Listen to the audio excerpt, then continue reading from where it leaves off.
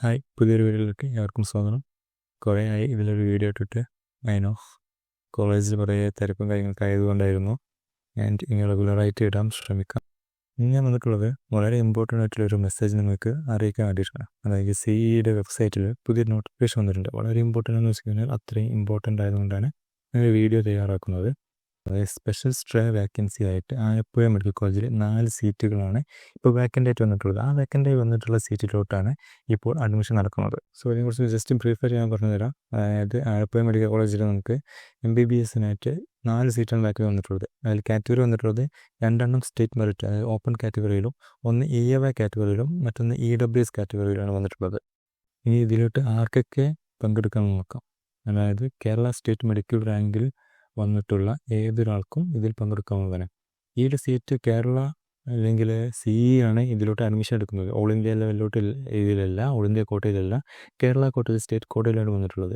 So Kerala medical rank ലിസ്റ്റിൽ പേര് വന്നിട്ടുള്ള ഏതൊരു കുട്ടിക്കും ഈ ഒരു സീറ്റിലോട്ട് അപേക്ഷിക്കാവുന്നതാണ്. ഞാൻ ഇതിന് മുന്നിലുള്ള വീഡിയോസൊക്കെ പറഞ്ഞ പോലെ തന്നെ ഇതിൽ നിന്ന് നോക്കുകയാണെന്നുണ്ടെങ്കിൽ 2 സ്റ്റേറ്റ് മെറിറ്റും, ഒരു EAY കാറ്റഗറി, ഒരു EWS കാറ്റഗറി വന്നിട്ടുള്ളത്. സോ ഞാൻ EAY കാറ്റഗറി ഇല്ല, അല്ലെങ്കിൽ EWS കാറ്റഗറി ഇല്ല എന്ന് വിചാരിച്ച് നിങ്ങൾ കൊടുക്കാതൊന്നും വേണ്ട. അത് കാറ്റഗറി ഉണ്ട് എന്നുള്ളതും ഏതൊരു കാറ്റഗറിയിലുള്ള ആളുകൾക്കും ഈ ഒരു സീറ്റിലോട്ട് അപേക്ഷിക്കാവുന്നതാണ്. ഇതിൽ പങ്കെടുക്കാൻ മറ്റൊരു ക്രൈറ്റീരിയ എന്ന് വെച്ച് കഴിഞ്ഞാൽ ഇതുവരെ നടന്ന എല്ലാ അലോട്ട്മെൻറ്റിലും ഒരു അലോട്ട്മെൻറ്റിൽ പോലും സീറ്റ് കിട്ടാത്തവർക്ക് വേണ്ടി മാത്രമാണ് ഈ അലോട്ട്മെൻറ്റ് നടക്കുന്നത്. സോ അങ്ങനെയുള്ളവർക്ക് മാത്രമേ ഇതിൽ പങ്കെടുക്കാൻ പറ്റത്തുള്ളൂ. അതിൻ്റെ ഒരു 10,000 രൂപ രജിസ്ട്രേഷൻ ഫീസ് ഉണ്ടാകും. നിങ്ങൾക്ക് സീറ്റ് കിട്ടിയില്ല എന്നുണ്ടെങ്കിൽ അത് റീഫണ്ടുമായി വരുന്നതായിരിക്കും. സീറ്റ് കിട്ടിക്കഴിഞ്ഞാൽ ആ ഒരു എമൗണ്ട് നിങ്ങൾ ട്യൂഷൻ ഫീയിലോട്ട് അടക്കാവുന്നതായിരിക്കും. ഇതിന് ഡേറ്റുകൾ നോക്കുകയാണെന്നുണ്ടെങ്കിൽ വളരെ ടൈറ്റ് ഷെഡ്യൂളായിട്ടാണ് ഇവർ ഡേറ്റ് കൊടുത്തിട്ടുണ്ട്. സ്വാഭാവികമാണ്, അതായത് ഇത്രയും വൈകിയത് കൊണ്ട് തന്നെ കൂടുതൽ നീട്ടിപ്പോകാനുള്ള സാധ്യത കാണുന്നില്ല. 23-ാം തീയതി, അതായത് ഇന്ന് ഇതിൻ്റെ ഓപ്ഷൻ രജിസ്ട്രേഷൻ സ്റ്റാർട്ട് ചെയ്ത് 24-ാം തീയതി, അതായത് നാളെ വൈകുന്നേരം 4 മണി വരെ മാത്രമായിരിക്കും ഇതിൻ്റെ സമയം തന്നിട്ടുണ്ടാവുക. ആൻഡ് 24-ാം തീയതി തന്നെ ഇതിൻ്റെ ഫൈനൽ അലോട്ട്മെൻറ്റ് പബ്ലിഷ് ചെയ്യും എന്നാണ് അവർ പറഞ്ഞിട്ടുള്ളത്.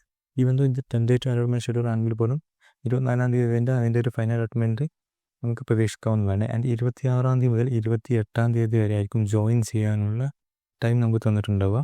28-ാം തീയതി ബാക്കിയുള്ള ഡോക്യുമെൻറ്റ്സ് അപ്ഡേറ്റ് ചെയ്യാനുള്ള സമയവും. ഞാൻ തുടക്കത്തിൽ പറഞ്ഞ പോലെ തന്നെ നിങ്ങൾക്ക് എന്തെങ്കിലും സംശയങ്ങൾ കാര്യങ്ങളുണ്ടെങ്കിൽ, അതായത് നീറ്റിനെ പഠിക്കുന്നതിനെ കുറിച്ചായിക്കോട്ടെ, അല്ലെങ്കിൽ നീറ്റിൻ്റെ ഓരോ സബ്ജക്റ്റിനെ കുറിച്ചായിക്കോട്ടെ, അതെങ്ങനെ പഠിക്കുന്നതിനെ കുറിച്ചായിക്കോട്ടെ, ഇങ്ങനെ MBBSനെ കുറിച്ചായിക്കോട്ടെ, MBBS ഏതൊക്കെ സബ്ജക്റ്റ് എങ്ങനെയൊക്കെ പഠിക്കുന്നതിനെ കുറിച്ചായിക്കോട്ടെ, നിങ്ങൾക്ക് എന്തെങ്കിലും സംശയം ഉണ്ടെങ്കിൽ ജസ്റ്റ് ആസ്ക് മീ.